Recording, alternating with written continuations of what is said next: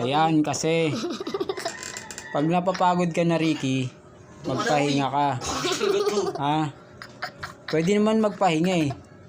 Tapos, pag may lakas ka na ulit, yan, pwede ka na ulit mag-ano. Yan, bakay mo yan, yan. Yan.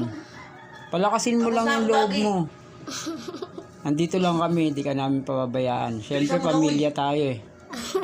Ha? Alam naman namin na meron ka rin dinadalang problema. Pero kaya yan. Ha? Alam naman natin na dinidibdib mo talaga yung pagkawala ni tatay. Pero, Pero, ano yun lang natin, wala tayong magagawa. Ha?